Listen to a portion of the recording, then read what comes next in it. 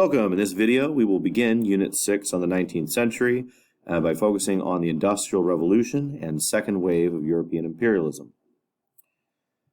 When looking at the Industrial Revolution, a topic that spans hundreds of years and takes place in many countries, let's look at the underlying causes and things that led some countries to industrialize and with what effects.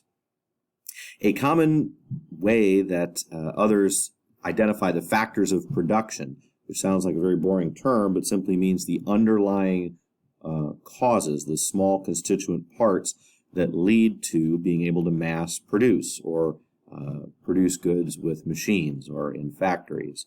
What are those factors?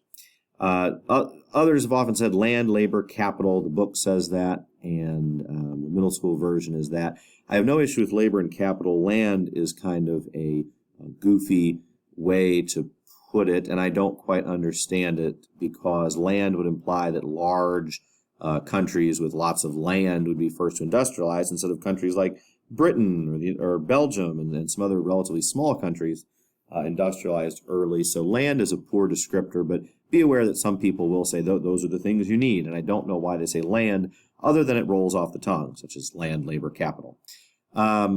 I have a horrible acronym, the word clamor. I am challenging students to come up with a better acronym, such as for the compass rose, never eat soggy waffles for north, east, southwest. So if you have one of those, email me, and I would appreciate a better acronym.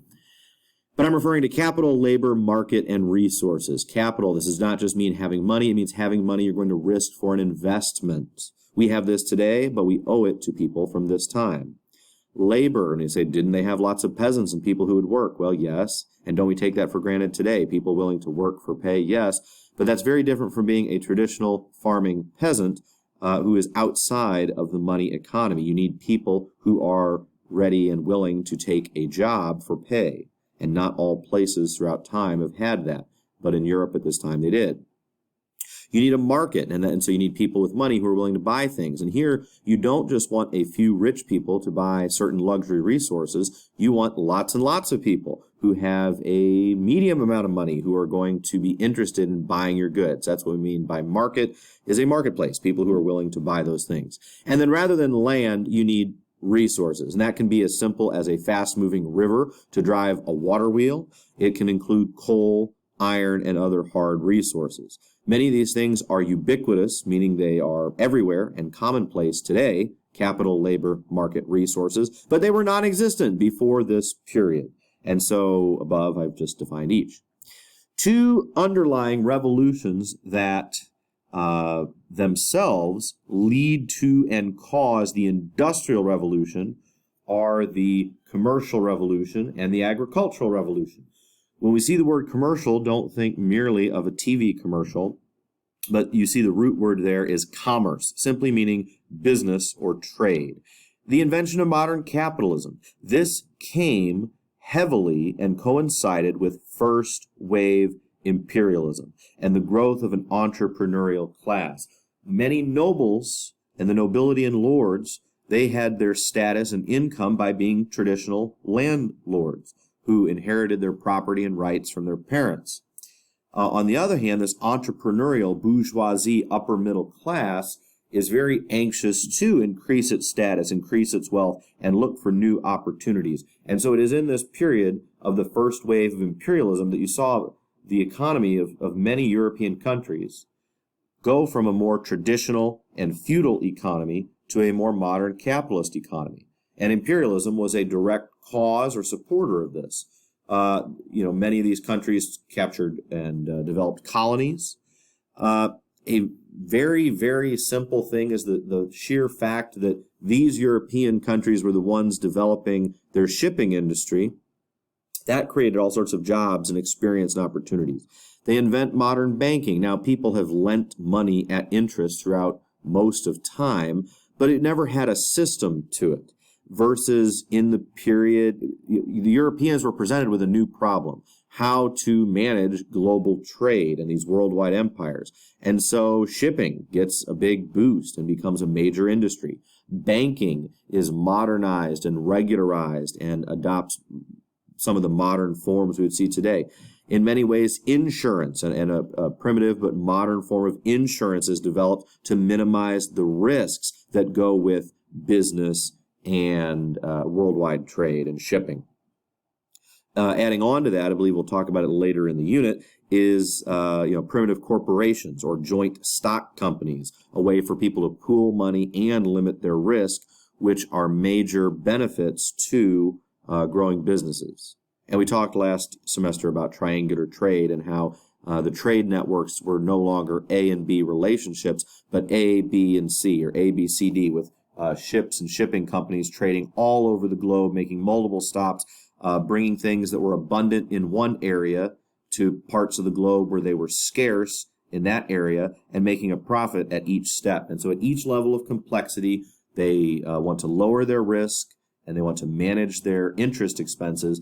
And so the point simply being that the commercial revolution meant that in Europe there was a boon of capital. There was already this sort of primitive capitalist economy going on where there were investors looking for opportunities. And there was also increasingly a boost of the market. The more that they brought in goods from other parts of the globe, the cheaper they got, and the more people in Europe who got used to buying goods in the open market, creating more demand. So you have capital and investors, and you have people who are going to purchase. So the commercial revolution enables the industrial revolution by building in Europe capital and a market.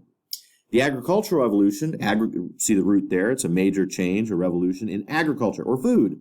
The goal of the agricultural revolution, or should I say the result, was that Europe could produce more food more efficiently and with less labor. How would they do that? With several examples of a more scientific approach to farming. This is happening shortly after and during the scientific revolution as a more rigorously scientific approach to everything is becoming more commonplace. A simple innovation, maybe to us, was the steel-tipped plow that could replace something such as, simple as like wood lashed with rock that had been sharpened, or metals that rust easier than steel, such as just more raw iron, maybe even lead, which was softer. And ultimately, the steel-tipped plow, which would hold an edge much better and rust less and break down less than many other things they'd done. This was something that greatly improved farming efficiency. That's very simple. A more improved crop rotation. Humans have been rotating crops for hundreds and hundreds of years, maybe longer than that. But what some scientific farmers realized was that different crops require an abundance and a lack of different nutrients in the soil, and so they could actually grow crops in different seasons and have certain crops grow actually if you plant them real early in the winter, and you can almost do 2 harvests in a single year from the same field, and that's way more efficient. Fertilizers and measuring and calculating the amount of cow manure or other chemical fertilizer additives that would make the soil retain its productivity when in the past it would have just depleted the soil. Several inventions, but most famously Jethro Tull and his invention of the seed drill, which was a way to efficiently and not waste seed, where it would help you to plant things in rows and space your seeds for you. Again, there's no steam engine or electricity to it, but it was simply a mechanical device that you could pull behind a beast of burden, and it would help you plant even rows with well-spaced seeds that were plopped beneath the surface of the earth efficiently in a way that you almost couldn't do without it. Now, if you're investing in all these modern scientific innovations, many of these people had to have money. They were not the traditional peasant farmers. Traditional peasant farmers used a lot of common land where they would sort of share it and grow a little of this, a little of that. But if you're going to go to the trouble of buying lots of new innovations and buying expensive fertilizer additives and carefully rotating your crops and things like that, increasingly people with that kind of money and resources, and realizing that farming could actually be much more efficient, began to enclose or fence in this property that they would buy up, and it lessened the amount of land available to these peasants. And that was one of their mainstays that would help them survive. And so this enclosure movement leads to mass migration. Migration is simply the movement of people. Three forms of migration. You can have immigration and emigration. I'm going to spell it and pronounce it slightly differently to help you out. You can have immigration. The root there is people coming in, I-N. And you can have emigration, which is people exiting. So immigration with an E means exit. In American history, you probably learned a lot about immigration, people coming into the United States. That's a major theme in American history, and it's a form of migration. In fact, I'll probably put it like this to show.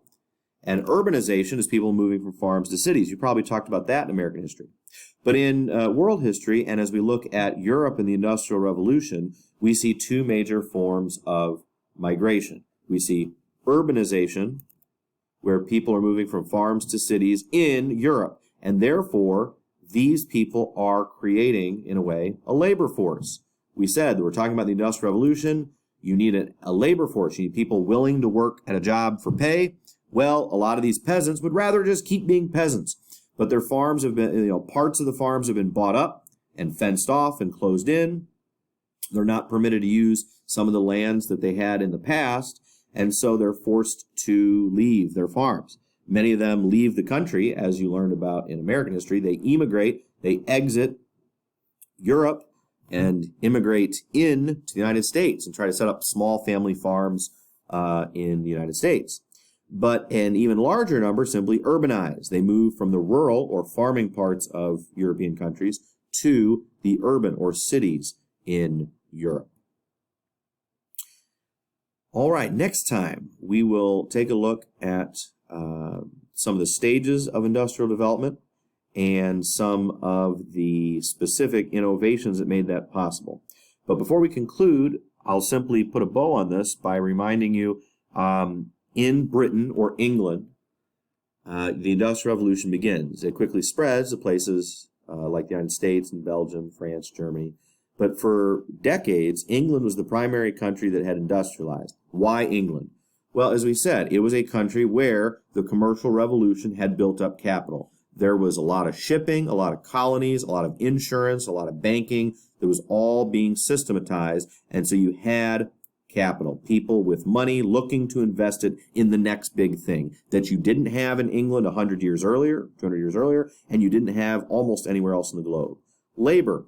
The enclosure movement and these enclosures was especially prevalent in England. And so it was the place where you most had these urban city-dwelling folks looking for work who had been forced off the farms. And this happened simultaneously with the growth of mills and these places where, in a sense, the primitive and early factories.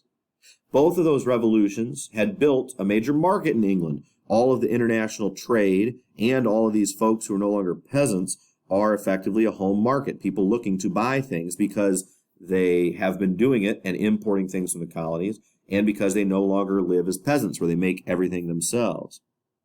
And then England also has resources as a result of its overseas empire and as a result of sort of the luck of geography, that England simply happened to have some of the particular resources that make industrialization possible. Thanks for watching.